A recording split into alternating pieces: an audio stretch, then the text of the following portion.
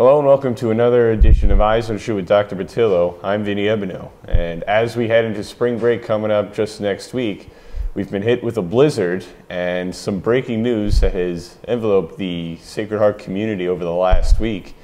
And I want to bring in Dr. Petillo now to get more attention to some of the bigger stories that have been happening, and to go back a little bit onto what happened with Winter Storm Nemo, Blizzard Nemo, whatever anybody wants to call it, that came through the Northeast.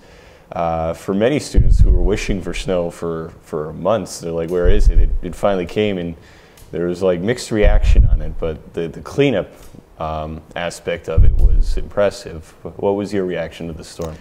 Well, it clearly was more than anyone anticipated. Over 30 inches up here. Cleanup on the campus was remarkably done well. We had crews working 24 hours straight through and moving the snow. In fact, in time, we had moved the snow to the empty lot across the street.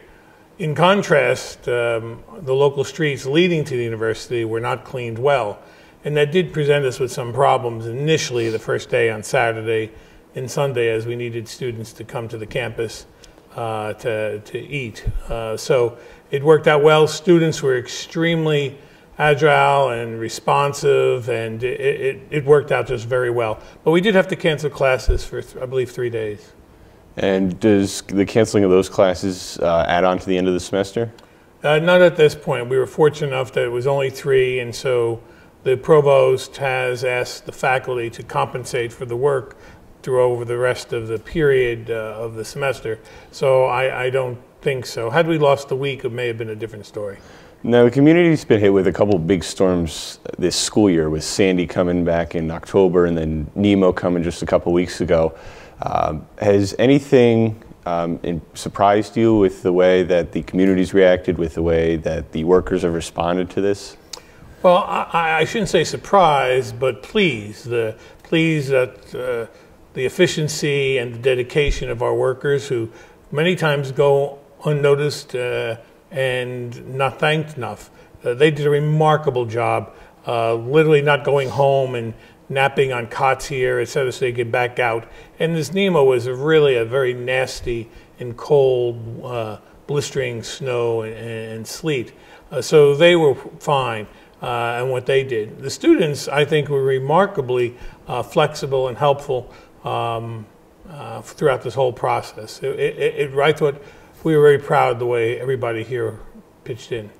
Does this recent storm put any hindering effect on some of the construction going on around campus, like with the theater or with the health center?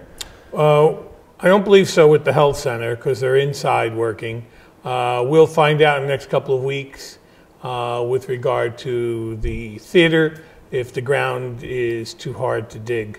So we'll find out on that one in a couple weeks. Okay. One other big story that's happened right after Nemo is the official hiring of Bobby Valentine as the school's new athletic director.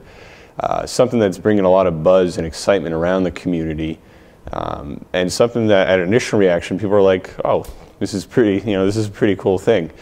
What was your first reaction, and how do you see Bobby fitting into this community? I see Bobby fitting in remarkably well. He's an entrepreneur, he's energetic, he's a man of very diverse background and experiences. He's very much into the community, very much into young people. I think he will get more gratification than he ever realized by being around our students, and especially since we're an institution that has over 700 athletes. So I think just that sheer number will be invigorating to him and for him. So you feel with this new addition to the athletic department, do you feel like there will be some sort of growth or change in the way the athletics department is run? I don't want to imply anything negative, because I think Don Cook has done a remarkable job, both for us and for intercollegiate athletics in general, through his years of service.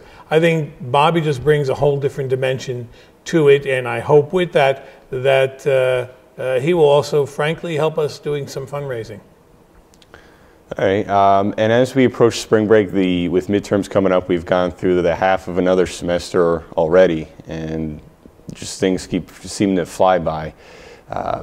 Has it been as fast for you as it has been for some of the students who are reacting? Yes, I can't believe that Friday begins semester break already. It seems that this first half went by much quicker than last semester. They come back in 2 weeks. It's Easter week, and then shortly thereafter the semester is winding down already. So it has gone by very, very quickly.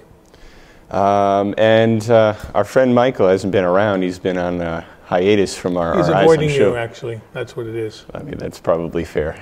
Yeah, I could understand, but he has. And I did call him a clown, so I don't know. He's probably offended by that.